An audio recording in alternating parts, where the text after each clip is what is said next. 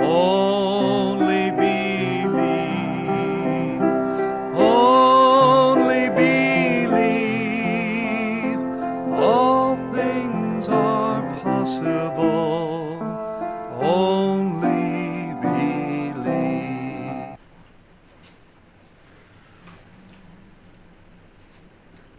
இயேசு முக்கியமா, சீசர்கள் முக்கியமா? இந்த கேள்வி ஒரு ஆச்சரியமான கேள்வி இல்லையா? இயேசு முக்கியமா, சீசர்கள் முக்கியமா? திருத்துவக்காரர்கள்ட்ட நம்ம இந்த இயேசு கிறிஸ்துவ நாமத்தை குறித்தான ஞானஸ்தானத்தை குறித்து கூறும்போது அவங்க என்ன சொல்லுவாங்கன்னா, இயேசு கிறிஸ்து மத்தேயு சுவிசேஷத்தில் 28ஆம் அதிகாரம் 19வது வசனத்தில் சொல்லியிருக்கிறாரு, நீங்கள் புறப்பட்டு போய் சகல ஜனங்களையும் சீசராக்கி பிதா குமாரன் பரிசுத்தாவின் நாமத்தில் அவர்களுக்கு ஞானஸ்தானம் கொடுக்குன்னு சொல்லியிருக்கிறாரு. ஆனால் சீசர்கள் இயேசு கிறிஸ்து நாமத்தில் ஞானஸ்தானம் கொடுத்தாங்க. அப்போ அது இந்த யூதர்களுக்காக கொடுத்தாங்க அப்படின்னு ஒரு சில திருத்துவவாதிகள் சொல்வதை நம்ம இதுக்கு முன்னாடி பதிவில் பார்த்தோம். அது யூதனுக்கு மாத்திரமல்ல, அது புறஜாதிக்கும் இயேசு கிறிஸ்து நாமம் தான் பார்த்தோம். அடுத்த கட்டமாக அவர்கள் காய் நகர்த்தது என்னன்னாக்க, திருத்துவ போதகர்கள், அவருக்கு சரியான வேதத்துடைய வெளிப்பாடுகள் தெரியாது. அவங்க என்ன சொல்லுவாங்க அப்படின்னா, இயேசு முக்கியமா, சீசர் முக்கியமா? மத்த 28:19 இயேசு பிதா குமாரன் பரிசுத்தாவின் நாமத்தில் சொல்லியிருக்கிறாருப்பா. ஆனா அப்போஸ்தலர் 2ஆம் அதிகாரம் 38வது வசனம் சீசர்கள் தான் இயேசு கிறிஸ்து நாமத்தில் கொடுத்திருக்காங்க. இப்போ உனக்கு இயேசு முக்கியமா, சீசர்ல முக்கியமா? இயேசு உனக்காக அடிக்கப்பட்டாரா, சீசர்கள் அடிக்கப்பட்டாங்களா? அல்லது இயேசு உனக்காக ரத்தம் சிந்தினாரா, சீசர்கள் உனக்காக ரத்தம் சிந்தினாங்களா அப்படின்னு புத்திசாலித்தனமா கேட்பாங்க. அல்லது புத்திசாலித்தனம் நினைச்சிட்டு கேட்கிறாங்க. அது அவங்களுடைய வேத அறிவின்மையை குறிக்கிறது. அப்போ நம்ம கேட்கலாம், அப்போ பிரதர் சீசர்கள் சொல்றதுதான் பேதுரு தானே சொன்னாரு, நீங்கள் ஒவ்வொருவரும் மனம் திரும்பி பாவம் மன்னிப்புக்கென்று இயேசு கிறிஸ்து நாமத்தில் ஞானஸ்தானம் பெற்றுக் கொள்ளுங்கள், அப்பொழுது பரிசுத்தாவின் வரத்தை பெறுவீங்கன்னு சீசர்கள் தானே சொன்னாங்க, அவங்க தானே கொடுத்திருக்கிறாங்க, அப்போஸ்தலன் பேதுரு தானே கொடுத்திருக்கிறாரு, இயேசு சொல்லலையே, இயேசு பிதா குமாரன் பரிசுத்தாவின் நாமத்தில் தானேன்னு சொல்லியிருக்காரு அப்படின்னு நீங்க கேட்கலாம் இல்லையா? அப்போ இந்த இடத்துல நம்ம கவனிக்க வேண்டிய ஒரு விஷயம் இருக்குது. இயேசு சொன்னதை சீசர்கள் மாற்றி செய்து விட்டார்களா அப்படின்னாக்க, இயேசுவின் வார்த்தைக்கு அவங்க கீழ்ப்படியிலையா அப்படிங்கிற ஒரு கேள்வி வரும். அடுத்தபடியாக இயேசு சொன்ன அந்த பிதா குமாரன் பரிசுத்தாவின் நாமத்தில் ஞானஸ்தானம் கொடுங்கன்னு சொன்னது, அவரு நீ யூதனுக்கு இயேசு கிறிஸ்து நாமத்திலையும் புறஜாதிக்கு பிதா குமாரன் பரிசுத்தாவின் நாமத்திலையும் அவர் எந்த இடத்துலையுமே அவர் சொல்லல. அவர் பொதுவாக சொன்னாரு பிதா குமாரன் பரிசுத்தாவின் நாமத்துல ஞானஸ்தானம் கொடுங்க. அது ஏன் அந்த பிதா குமாரன் பரிசுத்தாவின் நாமத்துல கொடுங்கன்னு சொல்றாரு நம்ம பார்க்க போறோம். ஆனா அதுக்கு முன்னாடி நம்ம தெளிவு வர வேண்டிய ஒரு விஷயம், சீசர்கள் முக்கியமா, இயேசு முக்கியமா? இயேசு சொன்ன அந்த காரியத்தை சீசர்கள் ஏன் அந்த மாதிரி பிதா குமாரன் பரிசுத்தாவின் நாமத்துல ஞானஸ்தானம் கொடுக்குறேன்னு சொல்லி ஒரு இடத்துல கூட அவங்க ஏன் அவங்க கொடுக்கல? பைபிள்ல ஒரு வசனம் கூட கிடையாது. ஆனா எல்லா இடங்களையும் சீசர்கள் இயேசு கிறிஸ்து நாமத்துல ஞானஸ்தானம் கொடுத்திருக்கிறாங்க அப்படிங்கறத நம்ம பார்க்கிறோம். அப்ப இதுல நம்ம என்ன தெரிஞ்சுக்கணும்னா, சீசர்கள் சுயமா அதை செய்யல, அவர்கள் பரிசுத்தாவி பெற்றுக்கொண்டதுக்கு பிறகுதான் அவங்க ஞானஸ்தான கமிஷனை ஆரம்பிக்கிறாங்க. பரிசுத்தாவிங்க பெற்றுக்கொண்டதுக்கு பிறகுதான் இயேசு கிறிஸ்து நாமத்துல அவங்க ஞானஸ்தானம் கொடுக்குறாங்க. ஆனா ஆண்டவர் சொல்றாரு, ஒருவன் என்னை குறித்து விசேஷம் சொன்னா அது அவனுக்கு மன்னிக்கப்படும், ஆவியானவர் குறித்து ஒருத்தர் விசேஷம் சொன்னா அது இம்மையிலும் மறுமையிலும் மன்னிக்கப்படாதுன்றார். ஆண்டவர் பூமியில் இருக்கும்போது அவர் ஒரு வார்த்தை அவர் குறித்து நீங்க பேசினாலும் கூட அது மன்னிக்கப்படுமா? ஆனா பரிசுத்தாவியாக வந்து அப்போஸ்தலர்களுக்குள்ளேயும் நமக்குள்ளேயும் ஊழியக்காரர்களுக்குள்ளேயும் இருந்து அந்த பரிசுத்தாவின் செய்கிற கிரிகைகள் யாராவது அவமானப்படுத்தி பேசினாக்க அது இம்மையிலும் மறுமையிலும் மன்னிக்கப்படாதுன்னு சொல்றாரு. இப்போ அப்போஸ்தலர் 2ஆம் அதிகாரம் 38வது வசனத்துல இயேசு கிறிஸ்து நாமத்தில் ஞானஸ்தானம் பெற்றுக் கொள்ளுங்கள், அப்பொழுது பரிசுத்தாவின் வரத்தை பெறுவீர்கள் பேதுரு சொல்லுகிறார். பேதுரு சொன்ன உடனே அன்றைய தினம் 3000 பேர் ஞானஸ்தானம் எடுக்கிறாங்க. அது பைபிள் வாசனம் சொல்லுது, கர்த்தர் அனுதினமும் சபையிலே ரட்சிக்கப்பட்டவர்களை சேர்த்து கொண்டு வந்தார். அப்ப இயேசு கிறிஸ்து நாமத்தில் ஞானஸ்தானம் பெற்றவங்களை கர்த்தர் சபையில சேர்த்தார். அப்ப சீசர் பேர் தானே கேட்டேன், சீசர் பேச்சு தானே கேட்டேன், சீசர் பேச்சை கேட்டு தான் நீ ஞானஸ்தானம் எடுத்தேன், போ நீ சபைக்கு வராதுன்னு அவர் சொல்லல. அதே மாதிரி சீசர்கள் வந்து பேதுரு ஞானஸ்தானம் இயேசு கிறிஸ்து நாமன்னு சொல்லும்போது மற்ற சீசர்கள் வந்துட்டு, என்ன பேதுரு நீங்க மாத்தி சொல்றீங்க, அவர் பிதா குமாரன் பரிசுத்தாவின் தானே சொன்னாரு, நீங்க இயேசு கிறிஸ்துன்னு சொல்றீங்களே அப்படின்னு யாரும் கேட்கல. அப்படின்னா அந்த பிதா குமாரன் பரிசுத்தாவின் நாமத்தை குறித்து தானே ஒரு வெளிப்பாடு உண்டு. ஏன் இயேசு கிறிஸ்து நாமத்துல ஞானஸ்தானம் கொடுத்தாங்க அப்படிங்கிற ஒரு வெளிப்பாடு உண்டு. அதை நம்ம பார்க்க போகிறோம். அதுக்கு முன்னதாக நான் சொன்னபடி சீசர்கள் முக்கியமா அப்படின்னாக்க அந்த ஒரு கேள்வி வரும்போது அதுக்கு வேதாகமம் பதில் கொடுக்கிறது. நம்ம எதுவுமே சொந்த கருத்துல சொல்லக்கூடாது. திருத்துவ போதர்கள் அவங்கவுங்க மனசுக்கு என்னெல்லாம் தோணுதோ அதையெல்லாம் சொல்லுவாங்க. வசனமும் இருக்காது, சரித்திர ஆதாரமும் இருக்காது, ஆனால் அவங்க பொதுவா சொல்லுவாங்க. அதனால நம்ம அந்த திருத்துவ போதர்களுக்கு வந்து நம்ம அவங்க ஊழியக்காரராகவே நம்ம அவங்களை நினைக்கிறது இல்லை.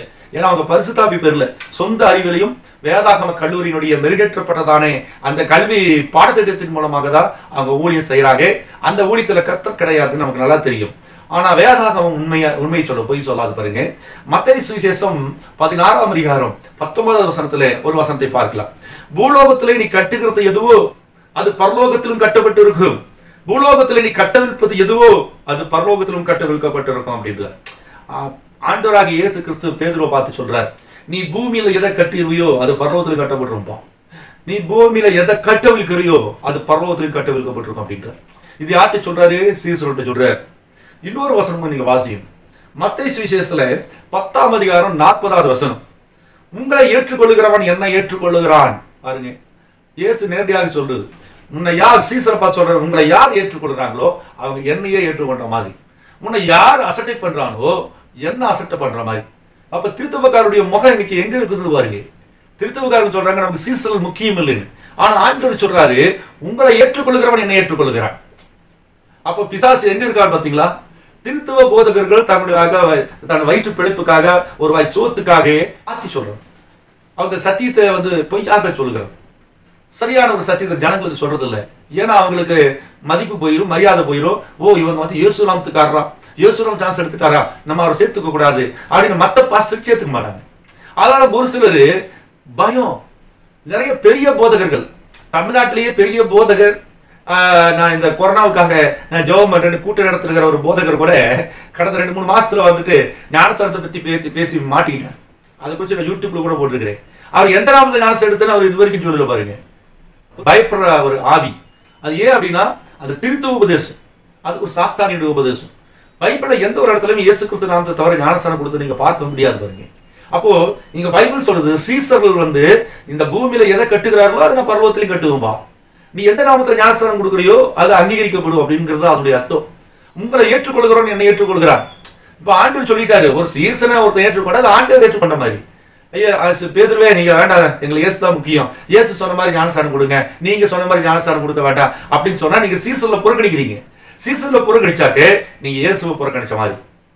எபேசியர் 2ஆம் அதிகாரம் 20வது வசனம். இதை நிறைய பழைய பெந்தகோஸ்தே பாஸ்டர்கள் நிறைய பேசுவாங்க. அவங்க கத்தோலிக்க சபை தாக்கி இந்த வசனத்தை பேசுவாங்க. என்ன பேசுவாங்கன்னா வசனம் என்ன சொல்லுதுன்னா, ஆகையால் நீங்கள் இனி அந்நியரும் பரதேசியுமாயிராமல் பரிசுத்தவான்களோட ஒரே நகரத்தாரும் தேவனுடைய வீட்டாருமாய் இருந்து அப்போஸ்தலர்கள் தீர்க்கதரிசிகள் என்பவருடைய அஸ்திவாரத்தின் மேலே கட்டப்பட்டவர்களுமாய் இருக்கிறீர்கள். அதற்கு இயேசு கிறிஸ்து தாமே மூளைக்கல்லாய் இருக்கிறார். எபேசியர் 2:19-20. நீங்கள் அப்போஸ்தலர்கள் தீர்க்கதரிசிகள் என்பவருடைய அஸ்திவாரத்தின் மேலே கட்டப்பட்டிருக்கிறீங்க. சபையாகிய மனவாட்டி அப்போஸ்தலர்கள் தீர்க்கதரிசிகள் என்புடைய அஸ்திவாரத்தின் மேலே. எனக்கு அப்போஸ்தலரும் முக்கியம் இல்லை, எனக்கு தீர்க்கதரிசியும் முக்கியம் இல்லை, எனக்கு இயேசு தான் முக்கியம் சொல்றது ஒருவேளை அது அறிவுபூர்வமா இருக்கலாம், ஆனா வேதபூர்வமானது அல்ல. பைபிள் என்ன சொல்லுதுன்னா, நீ மனவாட்டியா இருந்தா, நீ உண்மையான சபையில இருந்தா, நீ கிறிஸ்டியனா இருந்தா, நீ அப்போஸ்தலருடைய உபதேசத்திலையும் தீர்க்கதரிசி உபதேசத்திலும் இருப்ப. அதான் உனக்கு ஃபவுண்டேஷன், அதான் அஸ்திவாரம். அந்த அஸ்திவாரம் இல்லாம எனக்கு இயேசு நேரடியா பேசினாரு, இயேசு நேற்று என்கிட்ட வந்து சொன்னாரு, இயேசு என்ன பரலோகத்துக்கு தூக்கிட்டு போனாரு, இயேசு நான் கார்ல போனேன், பைக்கில் போனேன்னு அந்த கதை புராணம் போடுறதெல்லாம் வந்து அந்தி கிறிஸ்துனுடைய ஆவி பாருங்க. இன்னைக்கு நிறைய தொலைக்காட்சிகள் அப்படிப்பட்ட காரியங்களை நிறைய திருத்துவ போதர்கள் கதை விட்டு பழகிட்டாங்க. சினிமா கதை மாதிரி கதை நிறைய விட்டுவாங்க. இவைகளெல்லாம் பொய் பிரச்சாரங்கள், இதெல்லாம் சாத்தானுடைய பொய்யான தந்திரங்கள். இவைகளுக்கு நீங்க செவி கொடுக்க கூடாது. பாருங்க, பைபிள் என்ன சொல்லுதோ அதுக்கு நீங்க கீழ்ப்படியணும். இங்க பைபிள் என்ன சொல்லுது, நீங்கள் அப்போஸ்தலர்கள் தீர்க்கதரிசிகள் என்னுடைய அஸ்திபாரத்தின் மேல கட்டப்பட்டிருக்கிறீங்க. ஆதி சபையிலே அப்போஸ்தலர்கள் எந்த நாமத்துல ஞானஸ்தானத்தை அஸ்திபாரமா போட்டாங்களோ, எந்த உபதேசத்தை அஸ்திபாரமா போட்டாங்களோ, அந்த அஸ்திபாரத்துல இன்னைக்கு இந்த லவோதிகேயா சபை 7ஆம் சபையின் காலம் வரைக்கும் மனவாட்டியானவள் அதில் ஜீவித்துக் கொண்டிருக்கிறார். அந்த அஸ்திபாரத்தின் மேலதான் 7 சபை காலங்களும் கட்டப்பட்டது. அது நீங்க மறந்துட கூடாது வருங்க. சரி, லூக்கா 24ஆம் அதிகாரம் 25வது வசனத்துல சொல்லுகிறது. ஆண்டவர் சொல்றார், என்ன சொல்றாரு தெரியுமா? தீர்க்கதரிசிகள் சொன்ன யாவற்றையும் விசுவாசிக்காத மந்த இருதயம் உள்ளவர்களே. தீர்க்கதரிசிகள் சொன்ன யாவற்றையும் விசுவாசிக்காத மந்த இருதயம் உள்ளவர்களே அப்படின்னா ஆங்கில வேதாகமம் அதை சொல்லுது. And he said how foolish once and slow of heart to believe all that the prophets have spoke அப்படின்னு சொல்லு. அதாவது ஓ fools, ஓ முட்டாள்களே, தீர்க்கதரிசிகள் சொன்ன யாவற்றையும் விசுவாசிக்காத முட்டாள்களே. அப்ப தீர்க்கதரிசிக்கிறது யார்? ஒரு மனிதன். அந்த மனிதன் மூலமாய் தேவன் பேசுகிறார். அந்த சத்தத்துக்கு நீங்க செவி கொடுக்கல அப்படின்னாக்க பைபிள் உங்களை சொல்றது முட்டாள். ஆண்டவர் முதல்ல சொன்னாரு, ஒரு சகோதரனை காரணம் இல்லாம முட்டாள்னு சொன்னா நீ எரி நரகத்துக்கு பாத்திரவன். ஆனா அதே பைபிள் இங்க சொல்லுது, சத்தியத்துக்கு விரோதமாய் பேசுகிறவன், அதாவது சத்தியத்துக்கு விரோதமான என்ன? தீர்க்கதரிசி செய்திக்கு விரோதமாய் பேசுகிறவன் முட்டாள் என்று சொல்லுகிறார். தமிழ் பைபிள்ல மந்த இருதயம் உள்ளவர்களே சொல்லப்பட்டிருக்குது. ஆனா இங்கிலீஷ் பைபிள்ல லூக்கா 24:25 இங்கிலீஷ் பைபிள்ல and he said to foolish, ஓ முட்டாள் பாசங்களே. பாருங்க, இப்ப தீர்க்கதரிசிகள் இயேசு கிறிஸ்து நாமத்துல ஞானஸ்நானம் கொடுத்திருக்காங்க, அப்போஸ்தலர்கள் இயேசு கிறிஸ்து நாமத்துல ஞானஸ்நானம் கொடுத்திருக்காங்க. இதை நீ மறுதலிச்சினா you are your fool, நீ ஒரு முட்டாள். பாருங்க, இன்றைக்கு அதை நீங்க தெரிஞ்சிடுங்க. இந்த செய்தி கேட்கிற நிறைய திருத்துவ விசுவாசிகள் இயேசு கிறிஸ்து நாமத்துல ஞானஸ்நானம் எடுக்காம உங்க சபை பாஸ்ட் திருத்துவத்தில் இருக்கிறாரு, ஐயோ இயேசு நாமத்துக்கு போயிடாதீங்க, இயேசு நாமத்துல ஞானஸ்நானம் எடுத்துறாதீங்க, அது அந்தி கிறிஸ்து பிசாசுன்னு சொன்னா அவன் பொய்காரன்னு தெரிஞ்சுக்கீங்க. நீங்க கேளுங்க, பாஸ்டர் பைபிள் பிரகாரமா எங்களுக்கு நிரூபிச்சு காண்பீங்க பாஸ்டர், அல்லது பாருங்க இந்த மாதிரி இயேசு கிறிஸ்து நாமத்துல ஞானஸ்நானம் கொடுக்கிறவங்க நீங்க பேசுங்க, நீங்க பேசுறது அவங்க கூட நீங்க பேசுறதை நாங்க கேட்கணும், ரெண்டு பேருமே பேசுங்க, யார் பேசுறது சரிங்கிறது நாங்க கேட்கிறோம் அப்படின்னு நீங்க கேளுங்க. சும்மா தலையாட்டி பொம்மைகளாட்டா திருத்துவ பாஸ்டர் சொல்றது எல்லாம் தலையாட்ட கூடாது. ஒரு பாஸ்டர் என்ன சொல்ற, நான் பரலோகம் போயிட்டு வந்தேன், பிதா குமார் பரிசுத்தாவி 3 பேர் வரிசையா உட்கார்ந்துருந்தான்னு ஒருத்தர் சொல்றாரு. இன்னொருத்தர் வந்து என்னுடைய தொலைக்காட்சியை ஏன் தூதர்கள் தாங்கிட்டு இருக்கிறாங்க அப்படின்னு ஒருத்தர் கதை விடுறாரு. ஒருத்தர் வந்து இப்படி கதை, ஒருத்தர் அப்படி கதை, ஒருத்தர் மினா தேவ தூதர்கள் மினாமினி பூச்சியாக வந்து எனக்கு இந்த பல்கலைக்கழகம் கட்ட சொன்னாரு, ஸ்கூல் கட்ட சொன்னாரு, ஆஸ்பத்திரி கட்ட சொன்னாருன்னு அப்படி காட்டி விடுறான். இவனுக்கெல்லாம் இன்னைக்கு எல்லாம் ஆயிட்டாங்க, கோடீஸ்வரன் ஆயிட்டாங்க, பணக்காரன் ஆயிட்டாங்க. அதனாலதான் இந்த கடைசி நாட்கள்ல இன்றைய அரசுகள் வந்து ஏன் கிறிஸ்துவ மார்க்கத்துக்கு எதிர்ப்பா இருக்குது அப்படின்னா, அல்லது சில காரியங்களை அவங்க செய்யறாங்க அப்படின்னா, இந்த கிறிஸ்துவ போதகர்கள் என்று சொல்லுகிற இந்த ஆட்களை எல்லாம் அவங்க பாக்குறாங்க. நமக்கே இவ்வளவு விஷயம் தெரியுதுன்னா அவங்களுக்கு எவ்வளவு விஷயம் தெரியும். உண்மையிலேயே அவங்க பரிசுத்தாவில நிரப்பப்பட்டு உண்மையிலேயே அவங்க ஊழியத்தை செய்வாங்கன்னா யாராலையும் ஒண்ணும் பண்ண முடியாது. இவர்கள் என்ன செய்யறாங்க, ஏழை ஜனங்களை, வேதியான ஜனங்களை ஏமாற்றி பிதா குமாரன் பரிசுத்தாவி 3 கடவுள், இதுதான் சத்தியம், இந்த நாமத்துலதான் ஞானஸ்தானம் சொல்லி தவறான பாதைகளை காட்டுவதனாலே கர்த்தருடைய ஆவியானவர் அந்த போதர்களுக்கு இன்னைக்கு விரோதமா இருக்கிறார். 4-5 மாதங்களாக இன்னைக்கு ஏன் சபைகள் இல்லை? சரியான போதகருடைய உபதேசங்கள் தவறா போயிருச்சு. அவர்கள் மக்கள் மத்தியில பொய்களை பேசி, மிகப்பெரிய பிரம்மாண்டமான மேடைகளை பொய்களை பேசி ஜனங்களை வஞ்சிக்கிற காரியங்கள் பயங்கரமான காரியம். பாருங்க, லூக்காவில் வாசிக்கிறோம். லூக்காவில் வந்துட்டு 24ஆம் அதிகாரம் 47வது வசனம் சொல்லுகிறது, அன்றியும் மனம் திரும்புதலும் பாவ மன்னிப்பும் எருசலேம் தொடங்கி சகல தேசத்தாருக்கும் அவருடைய நாமத்தினாலே பிரசங்கிக்கப்படவும் வேண்டியது. இல்லையா? இப்ப இது என்ன வருது இந்த வசனம்? அன்றியும் மனம் திரும்புதலும் பாவ மன்னிப்பும் எருசலேம் தொடங்கி சகல தேசத்தாருக்கும் அவருடைய நாமத்தினாலே பிரசங்கிக்கப்பட வேண்டும். அப்ப என்ன? மனம் திரும்புதல், பாவ மன்னிப்பு, எருசலேம், அவருடைய நாமம். இந்த 4 காரியங்களை குறித்து இங்க பைபிள் மென்ஷன் பண்ணுது. மனம் திரும்புதல் எங்க ஆரம்பிக்கணும்? எருசலேம்ல. அங்க என்ன ஆரம்பிக்கணும்? மனம் திரும்புதலும் பாவ மன்னிப்பும் ஆரம்பிக்கணும். இந்த மனம் திரும்புதலும் பாவ மன்னிப்பு எங்க ஆரம்பிக்கணும்? எருசலேம்ல ஆரம்பிக்கணும். அந்த எருசலேம்ல எப்படி ஆரம்பிக்கணும்? அவருடைய நாமத்துல, இயேசு கிறிஸ்துவ நாமத்துல ஆரம்பிக்கணும். இந்த 4 பாயிண்ட் எங்க நிறைவேறிச்சு? அப்போஸ்தலர் 2ஆம் அதிகாரத்துல எருசலேம்ல அவர்கள் கூடியிருந்த போது பரிசுத்தாவியானவர் அவர்கள் மேல இறங்கினாரு. அப்போ பேதுரு எந்திரிச்சு பேசுறாரு, அந்த பெரிய பிரசங்கத்தை எழுதி சொல்றாரு. அதுக்கு பிறகு அங்க யூதர்கள் வந்து அங்க இருக்கிற ஜனங்கள், யூதர்கள் எல்லாம், புறஜாதிகள் யூதர்கள் எல்லாம் கேட்கிறாங்க, அப்படி என்றால் நாங்கள் என்ன செய்ய வேண்டும்? வசனம் சொல்லுகிறது, தாங்கள் இருதயத்தில் குத்தப்பட்டவர்களாகி அப்படி என்றால் நாங்கள் என்ன செய்யணும்? அதுக்கு பேதுரு சொல்கிறார், நீங்கள் ஒவ்வொருவரும் மனம் திரும்பி பாவ மன்னிப்புக்கென்று இயேசு கிறிஸ்துவ நாமத்தில் ஞானஸ்நானம் பெற்றுக் கொள்ளுங்கள், அப்பொழுது பரிசுத்த ஆவியை பெறுவீங்க. இந்த வசனம் லூக்கால சொல்லிட்டு ஆண்டவர் உயிர் தெழுந்து போனாரு. லூக்கா 24:47 மனம் திரும்புதலும் பாவ மன்னிப்பு எருசலேமில அவருடைய நாமத்தில் ஆரம்பிக்கணும்னு வீடு. அது அப்படின்னு நடக்குது 50 நாள் கழிச்சு. இவங்க எருசலேமில கூடியிருக்கும் போது பேதுரு எந்திரிச்சு சொல்றாரு, நீங்கள் ஒவ்வொருவரும் மனம் திரும்பி, அங்க வந்துச்சுங்களா மனம் திரும்புதல், பாவ மன்னிப்புக்கென்று. இயேசு சொன்ன வார்த்தை பாவ மன்னிப்பு வந்தாச்சா? அப்படி நாமத்துல, இயேசு கிறிஸ்து நாமத்துல. பாருங்க, இந்த 4 காரியம் அங்க நிறைவேறுது.